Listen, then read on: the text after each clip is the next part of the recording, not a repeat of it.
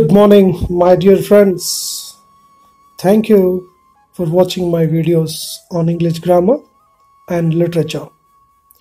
I have come today with a new video.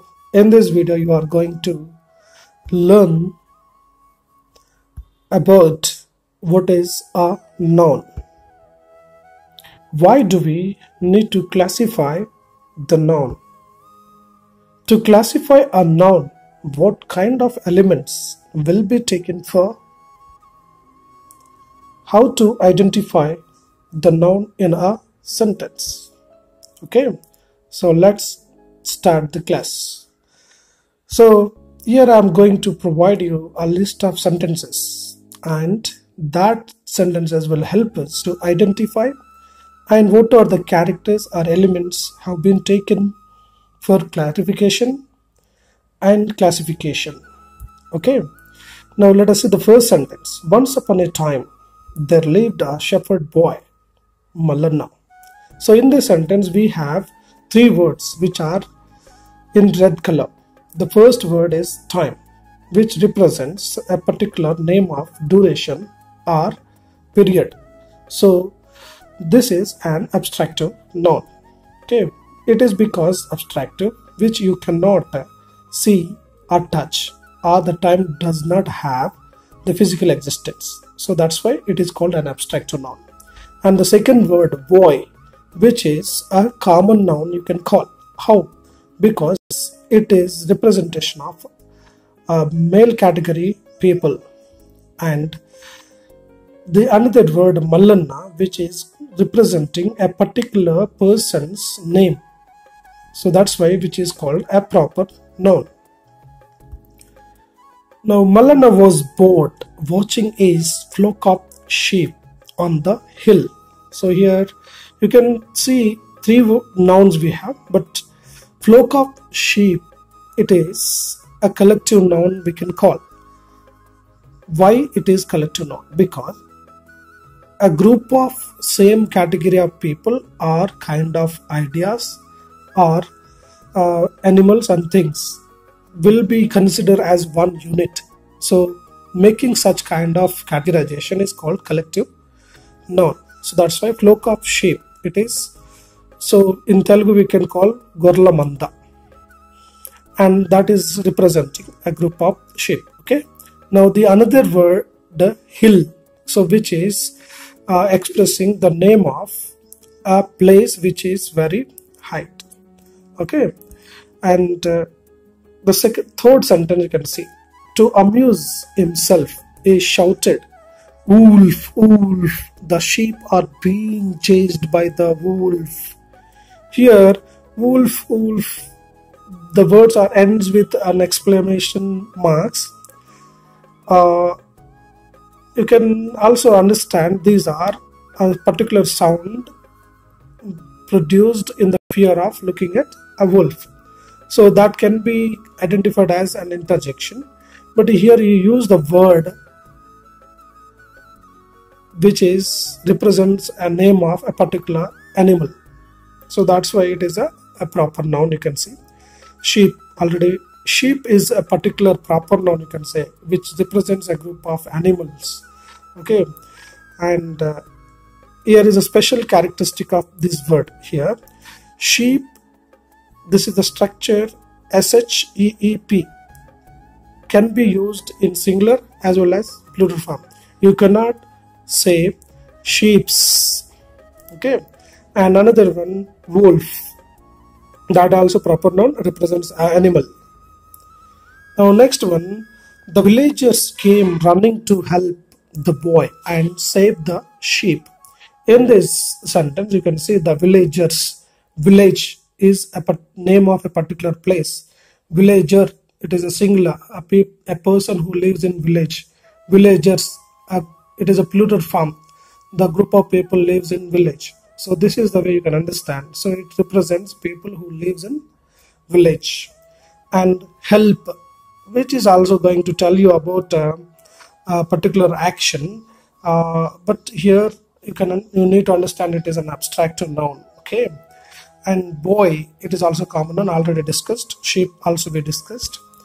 Now They found nothing and the boy just laughed, looking at their angry faces. Faces, which is also a plural noun. By the evening, evening, which is a noun which represents the part of the day. Okay, when the boy is the singular, didn't return home, which is also representing a particular name of place. So home, it is a singular, and the villagers plural, hill a singular, boy singular, hill singular, and weeping, it is also a noun which is combined with the two words, okay, weep and ing. So this kind of categorization or formation is called gerund. An old villager approached him and said, "People won't believe liars even when they tell the truth." So in this word, people is a group of persons, so which always remains in plural form. So it takes always plural verbally. But you cannot say peoples. That is a wrong word. People itself a plural, so it doesn't have a singular. Okay, and liars is a plural form which made by a noun, so often lies. Okay, and truth, which is an abstractive noun which you cannot touch and see, you just only think of. So this way you can understand. Let us see what is a noun. A noun is a name of person, animal, place or thing. Yeah, you have learned many nouns in the previous sentences, right? Now, what do we mean a thing? We mean something that can be seen and touched. A thing means something that can be seen and touched, or something that can only be thought of and not seen and touched. So this way you need to remember what is a noun. Now, where do we see the nouns in a sentence? The noun takes place in the parts of subject and object of a sentence. Now, let us learn the types of noun. And we can see here there are basically two categories of nouns. One is abstract noun and the another one is concrete noun. These two categories are divided based on the nature which is expressed. What is that nature? A noun that can be seen and touched and think of, which is existed in physically, that is called concrete noun. The another one is you cannot see, you cannot touch, and that does not have physical existence, just you can think of, you sense it, that is called abstract noun. Okay, so what are that categories? You can see, so abstract nouns, they are the names of things that we can only think of but cannot touch or see. They have no physical existence. What they express? They express a quality. For example, is a good teacher, but it doesn't have much patience with the slow pupils. So in this sentence, patience is a word which expresses a quality of teacher, right? But you cannot touch that. You just only think of it and you do not show its physical existence. And another example, let us see. With her beauty and charm, she captivated film audiences everywhere. And there is also, you can see, beauty and charm are an abstract nouns where you cannot show physical existences and you can think of and you feel it, you enjoy it, but you cannot touch and see that in particularly in physical appearance. And another quality which can be expressed, that is state. What can be? You can see in the sentence. The coronavirus causes thousands of deaths in 2020. The word deaths or death you can call. This is going to be a state of mind. You cannot show in physical appearance death. You can only think of it. Another example. I was a fairly good football player in my youth. Youth is also, it represents an age group, and that can be think of, you can identify under what category of age group the people will come, right? Now it can also express a feeling or an action. For example, it was only later in life that she found happiness and peace. Happiness, peace, these two are going to express the feelings of people. Okay, and a general idea or a system of thought can be expressed here. So that can, I have always had an interest in astronomy. So astronomy is going to tell you a general idea. And I fail to see the logic behind his argument, which is a system of thought. Okay, so this way an abstract noun expresses various categories or feelings and things. So this way you need to identify. So based on all these characteristics, the abstract nouns are divided. Okay. What is another type of noun? It is a concrete noun. And what is concrete noun? They are the names of persons, animals and things that we can touch or see and think of. They have physical existence. For example, a beautiful lady proposed me to marry her at first sight. In this sentence, you can see lady. It is a concrete noun. So where you can see a person whom you can see and touch and think of her.